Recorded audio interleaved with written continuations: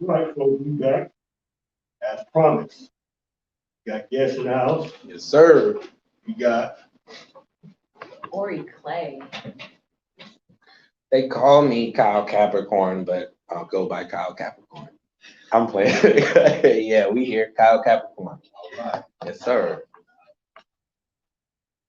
We start off. Late. We gotta be gentlemen and stuff. Yes, sir. So tell me, first of all, where you from? I am from the town. I'm from Oakland, California. Nowhere else better to be. Out of the hospital? No, I kind of Okay. coming in all the way. Okay. I need a little bit more insurance for my life. I wasn't going okay. That's fair enough. So you're born and raised in Oakland and stuff like that. From your standpoint, tell me about Oakland growing up for you and the Oakland, what Oakland's becoming now. Oh my gosh, those are two totally different places. Mm. When I was growing up in Oakland, like the lake, nobody wanted to come to the lake.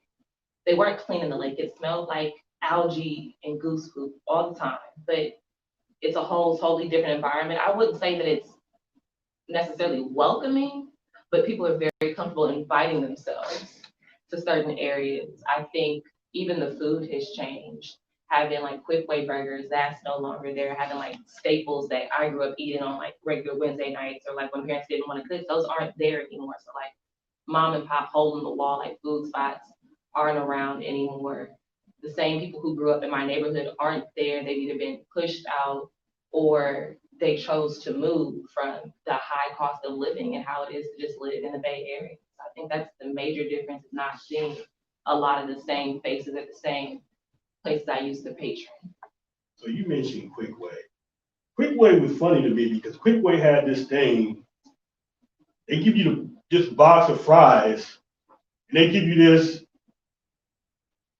What was that? A half a chicken? Oh no, I just went for fries. That's all I ever got out the bag was the fries. It was funny because I can never in my life was I able to get through that half a chicken on top of those fries in that box. But yeah, Quick Way was definitely a staple growing up. And they had this other spot. I don't know if you remember this spot. It was called like Damn, I want some quick way. The quick way. Augie Doggies with the dog with the chef hat. No. Yeah, okay, you don't remember that stuff. But it was some good stuff. So he made some good points. It's still Oakland is not quite the same. Demographics changed a little bit. So I'm gonna go to Kyle Capricorn. Yeah, right. So where are you from, Kyle? Listen, man, I'm not from the Bay. I'm from SoCal. You feel me? I'm all over between LA and Orange County. I don't know about Quick Mart. None of that good fried chicken or French fry. But what I do know is I know about Church's Chicken. I know about Golden Bird, and I know about Roscoe's Chicken and Fried Waffles. And In and Out, that's how we was living out there in SoCal, LA, Orange County, living it up. And I don't know, even though I've lived here, man, I think it's been almost 2 years now. It's been about a year. It's gonna be 2 years in January. And my friends, Ori Clay, Simba, Best Man Pod, some of the great artists that I know that you guys have had on your platform, Eyes, and even some great artists that will be there November 1st for the show that we finna do. They showed me around like JJ's Fish, Mark, crispity, crunchity. I love that place. You feel me? I'm always over there. But for me, you know what I mean? SoCal has a different vibe. You know, we really on the tacos and Mexican food. And yeah, we on that type of tip right there. Unless you in Crenshaw, then you go get some M&Ms, you feel me? Get some of that soul food. Some of them famous places like over there. But you know, for the most part, we running down on some tacos. We running down on some Louisiana fried chicken. We got them everywhere, every corner. Right, that part. You feel me? And In and Out is just if we was in LA or Southern California right now, when we left the radio, we going straight to In and Out. You feel me? Because that's just how it is. People in the drive-through bumping music, people in the drive-through getting out, saying high five to people. That's how people really meet at In and Out, no cap.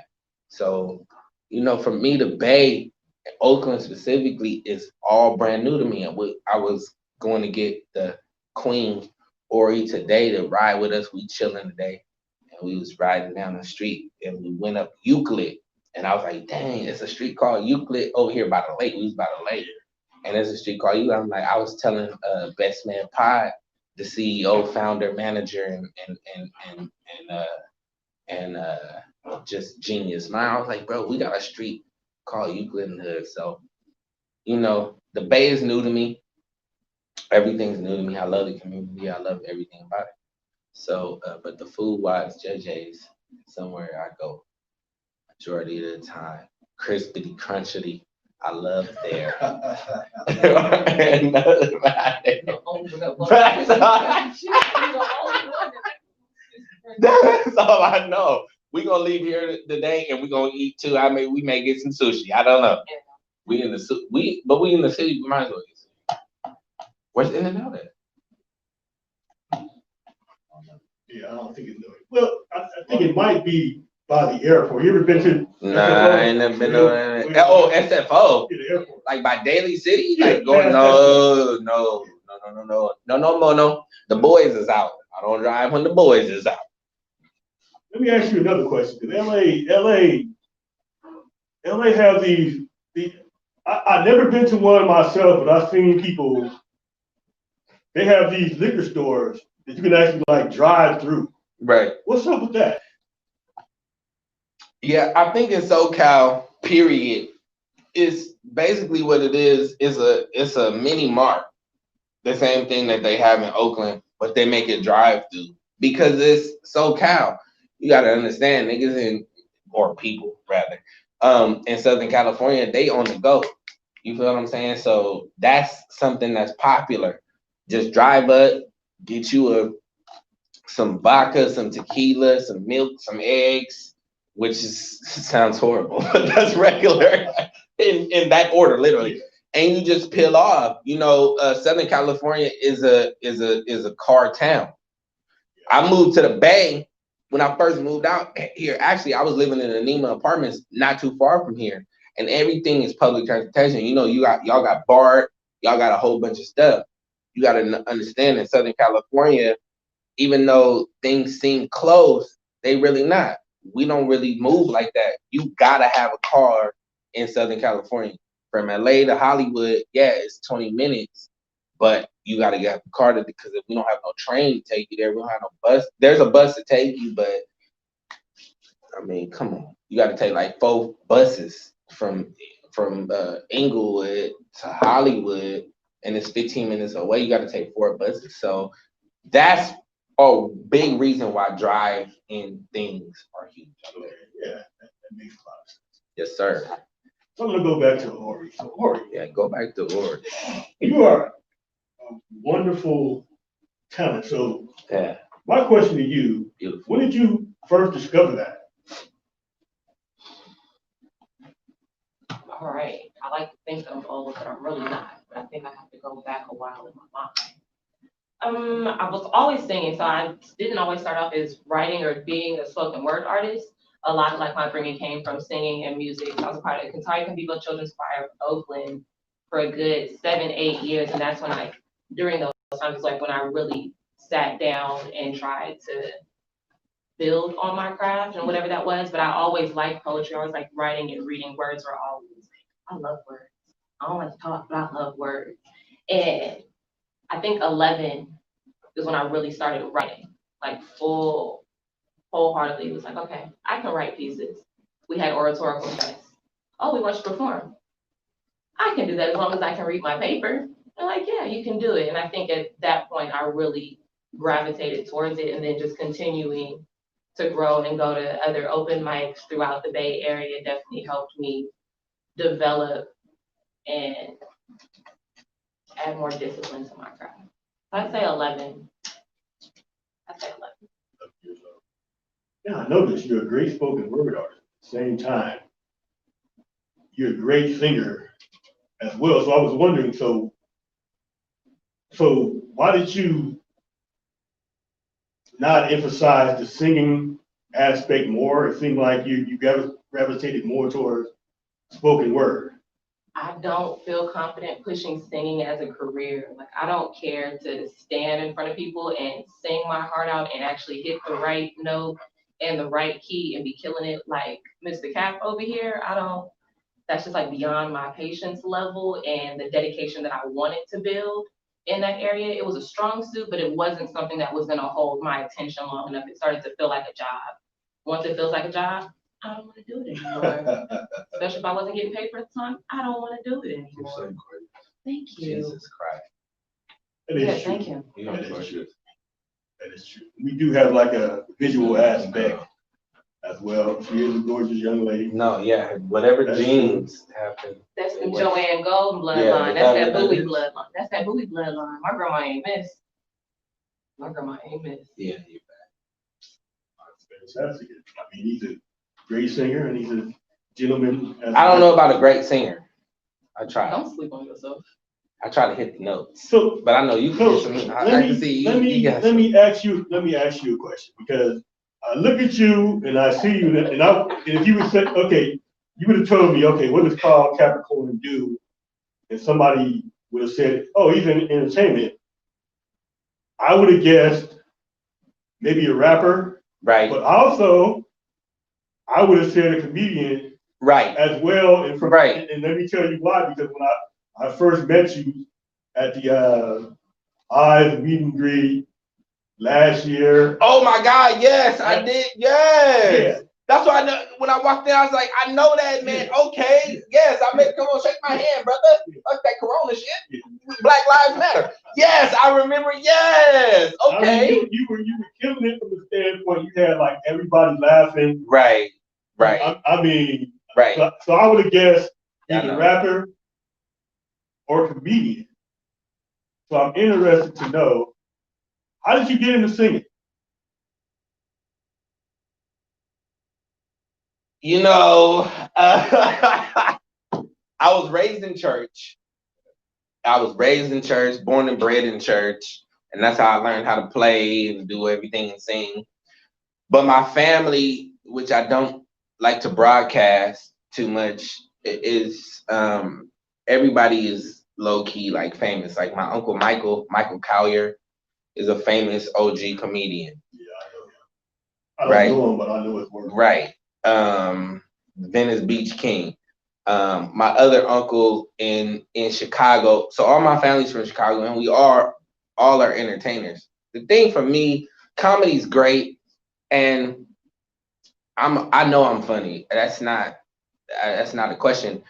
But I don't do the comedy stuff too much because I love music. You know what I mean? I love to sing. I love to help people sing. Best Man Pod Productions is a company and a team that I work with because they draw out the talent from people that are around them, and that's just something that I really hold high in regard. And my singing is something that me and Best Man Pod and even Ori Clay LLC, whatever her company she got, we work on that. But I know that I'm a funny guy. I do know that. Maybe one day I'll do some stuff. But what brought me to the singing, man, I just love to sing, man. I love to sing. I love to play. I love to entertain. And I try to do stand-up for a minute. I try to do comedy for a minute. but I was trying to fill big shoes. And that last name Collier, I was trying to fill really big shoes for my uncle. We talking about somebody who was on the street performing, who at one time had 100,000 people in the street. He didn't have no advertisement, no nothing in the street. That's a lot of big shoes to fill. You feel what I'm saying? You follow Michael Collier on his Instagram. Some of the people Issa Rae he's interviewing. I mean, he's interviewing Eric Bellinger. I mean, he's a legend. So for me to do comedy with him, it's a lot. It's a big shoes to fill. Like Michael Jordan's son trying to play in the NBA. You feel what I'm saying? We talking about somebody who started I'm not talking about from the ground. I'm talking about from the dust. He moved from Chicago and just started doing it. So for me to try to walk in comedy, it's a bit much to live up to that. And not to say that I'm less talented than him, because I'm way more funnier than he is. And I'm way more talented than him. I hope he hears it. I hope you see this, Uncle Michael, because you know already, nigga, I'm coming for your head. You know I'm funnier than you. I just love music, man. I love music, and I love to work with people like my partners, like Ori. This is my sister. Like, I love her without a shadow of a doubt. This is a great artist. Best Man Pod. Like, we talking about a company that puts people on. And music for me, because I grew up in church, is like a foundation of my life, and it saves my life, man. It does. It saves my life. So music to me is more important than comedy. Everybody keeps asking me why I'm not doing comedy. I just don't feel like filling shoes. I don't. Not those shoes. Well, I definitely can dig that. So musically, who were like some of your inspirations? I mean, listen, I don't know what the age is of some of the listeners that you got, but my mom was old when she was 37 when she had me. So I grew up on the Whispers, Shy Lights, Stylistics, Minnie Riperton, Bee Gees.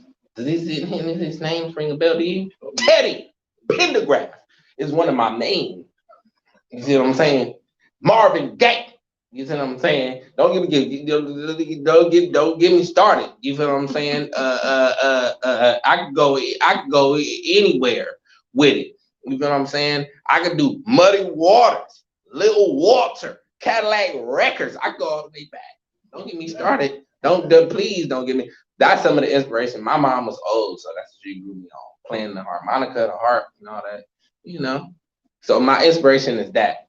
I know some of the new people wrote for some of the new people, but I pull inspiration from that.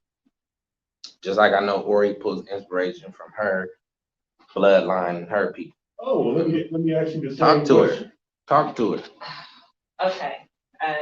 Somewhere along that same line, I guess if I go for my oldest classic artists, Etta James, Ella Fitzgerald, not my favorite, Nina Simone. I love the sultry.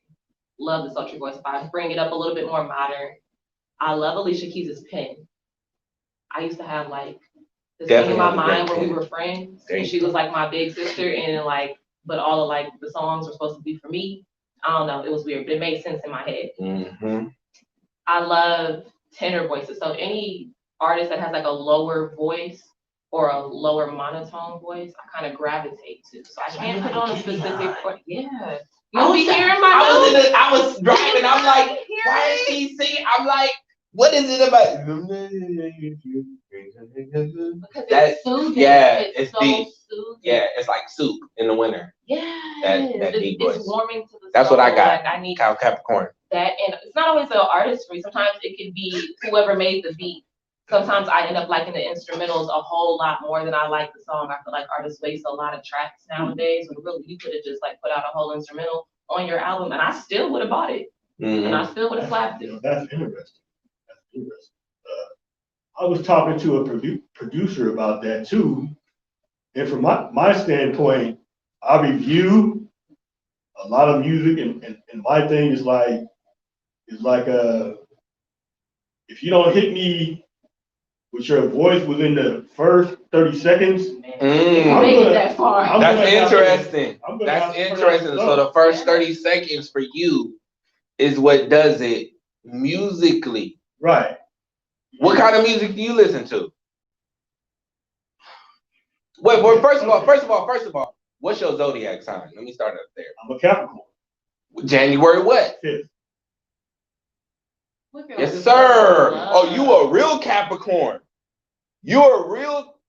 See, that changes everything. So for me, okay, this is perfect. Here we go. Here we go. Yeah, this is friendship. Whatever you need, you can call on me. When you listen to music, so the first 30 seconds is hitting for you. What in that 30 seconds are you listening for? Are you listening to lyrics, melody, beat? What are you listening to in the first 30 seconds? Capricorn, January 5th. That's deep, bro. That's a heavy Capricorn. You feel what I'm saying? That's like cut and dry type of Capricorn. I want to know from your perspective, what are you listening to in the first 30 seconds? If I'm listening to rap. No. Are you talking about music in general? I'm talking about R&B because I could look at you and tell you grew up on Motown. You grew up on a lot of bass. You grew up on a lot of real music. What are you looking for? That's true. So I'm listening. So what I'm listening to, and like, I guess you can call it like the first 8 measures. Mm-hmm. The beat, the music, the instruments, mm-hmm. And like you said, what is the bass line? What's the bass? How is that gonna come in? What's the bass? So what? That's what I'm like. If I'm putting on that Rick James song called "Give It To Me, Baby." Then it got that bass line, the doom doom doom doom doom, the doom doom doom. So I mean, okay, yeah, I'm into this song. That bass. That other thing that. So the bass is what captivates you first before anything. Yeah, else. Then I'm waiting for, okay, well, how's this approach? How is he gonna come in with this? What is he gonna say? Rick James is one of, what other artists are some of the artists you listen to that you grew up on, that you I don't know, because that you mess with? So okay. My filter is, James Brown. Okay, you talking about something crazy. That boy's crazy. That was another, exactly. He go, wow. That boy crazy. With his music, because my mother played that a lot. That was probably like the favorite she played. James But Brown. Also, what she'd do at night, Marvin Gaye had this album, not What's Going On, but the other one, I Want You. I want you, babe.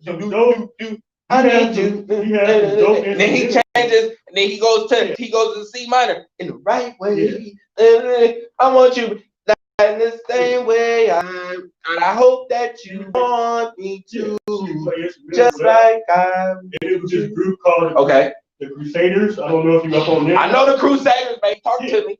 She'll play them, so I'm sleeping, and I'm listening to this while I'm sleeping at night. So I don't know if you're up on this show called Lost in Space. I know Lost in Space. I'm old. So, my mama's old. So I know all the old shows. I'm sleeping and I'm dreaming about being part of the Robinson family with Will Robinson and the robot. But in the background, danger, Will Robinson, danger. In the background, I'm hearing Earth, Wind, and Fire and all that. Classics. Playing. So sort of like I'm listening to music from that standpoint, that the beginning of the song has to captivate. What about Lenny Williams? That's where Lenny Williams brought that spoken word into his song. Remember when he started saying, "And I'm crying in my bed." Yeah. My tears. You like a lot of talk. And I was watching the TV. And the TV went off. Yeah. And then I woke up. And it was 4:15. And I made some eggs. I made some Kool-Aid. And I poured the Kool-Aid and I cried again because my girl was gone. What though? That's spoken word. He had the great instrumental. He had the great instrumental. He did. Backing him up. Yeah, he did. And that's why it made it. That worked with that. What about the Isley Brothers? Because the Isley Brothers did the same thing. That spoken word. There's a lot of artists in the 70s, because I was listening to a lot of 70s stuff. I'll say from 67 to 75, they had spoken word in. Now you're right, but then another thing they did they did, like if you listen to like and again I was talking about this with a producer as well. I said, you know what? You would when you listen to the album versions of some of these songs, some of the great songs, like Isaac Hayes may have 5 songs in this album. That's what I'm they gonna all Halloween. 15 minutes. I'm gonna be Halloween for Isaac Hayes. They all 15 minutes, but we talking about Isaac Hayes. Isaac Hayes. Now remember, we talking about the 70s. What dark skinned nigga with a beard with a bald head was popping like that? Nobody but Isaac Hayes. Isaac Hayes. Everybody was light skinned. We had who do we have to look to? We had Smokey Robinson. Hold on, when we go to the acting, Harry Belafonte. Right. Girls was dropping their panties for Harry Belafonte. We had Switch. You call my name, girl. All light skinned niggas. Think about it. Isaac Hayes was the only dark skinned bald nigga with a beard to make music. That's it, baby. I mean, and then BB. I mean, and then BB King came, and then we had right. And we had Marvin Gaye, but all of them incorporated that spoken word. Maybe they didn't know it was, but that little break, that 2-3 minute break in the 18-minute song, they had some spoken word. Talk to me. I can talk about music all night, especially from the 70s, 60s, and 70s. Oh my God. I could go in. On it. I go in on it. Minnie Riperton is one of the most underrated artists that ever played, and she did poetry. A lot of people don't know Minnie Riperton did poetry. I didn't know that. A lot of people don't know that. I was going to talk about Betty Wright. Betty Wright, she sings, but she does a lot of talking in her songs as well. That Yes, she does. Like reminiscent of what we call spoken word. Yes, so she does. A lot of that comes from that. Yes, she does. But in a way, if we think about it too as well, it intertwines with rapping to a certain point as well, because rapping was like, in those days, they called it talking. You say, hey, young blood, let me come rap to you. Young blood, let me come talk to you. And let's not take it away, because the Bay is the first people who even started that rapping. When African Bambaataa started his little thing in LA, it got to the Bay, and that's the Bay started that rapping stuff. That's facts. The Bay started talking that poetry over beats. Right. Here, the Bay did that. The Bay did that. But what you saying is true. I love music, man. I love music. I love the old music, and I love anybody that's doing anything. And that's why Ori is one of the poets in my personal music. She's one of the only poets out of the 3 other people. She at the top, number 1, that I would work with to make something happen. I mean, what she's talking about is real life. What she's talking about is she's went through, and what she's talking about is a story, and her story goes along with what's happening right now. Her pieces are so relatable. Let me tell you something. It's crazy. You feel what I'm saying? You hear one piece right now, it's going to relate to you, your mom, your niece, your auntie, your cousin. This is one of the poets, and I don't even fuck with no poets. You feel me? I don't listen to none of that bullshit. This is one of the only poets that I actually will sit there and listen, because she comes in with a message that mixes with the music that I'm used to growing up on. You feel what I'm saying? Shaka Khan, Aretha Franklin. I'm talking about stuff that my mom was playing. You feel what I'm saying? All of that stuff. The Sledge Sisters. What's the number 1 Sledge Sisters song? You tell me. We are family. See, you have to look in the air. You couldn't. I got the record. Talk to me, baby. Talk to me nice. So when you say Sister Sledge, it makes me automatically think about the Pointer Sisters, who actually grew up around the corner from my grandma's house. Okay, talk to me. Talk to me nice. Is that from the Bay? Yeah. And that's what I'm saying, bro. That's why I'll be telling Simba, Best Man Pod, the owner and the man, this guy's Gene. I'll be telling him, majority of the stuff come from the Bay. You gotta get that shit out. Right. See, I didn't even know that pointer system from the Bay. Come on, now, talk to me, nice. That's But crazy. I want to veer off into this. This from the standpoint what you said about Ori Clay and Right. and the music, the words, She rock, bro. with the actual presentation of the performance. So your performance style, the way you approach presenting your talent to the world, how did you develop that? Mm. Oh, we still developing, Mhm. still growing. I don't feel like I necessarily have like my signature yet. It's come from a lot of trial and error, a lot of push, a lot of encouragement, a lot of best advice. I've been hearing a lot of my pieces before I drop them with anybody else. I get that first set of feedback, and I also just want to know like what those immediate first thoughts are. And once I have, and sometimes even if I don't share it, but once I have a general feel for it, I feel like that helps mold whichever way I'll be able to perform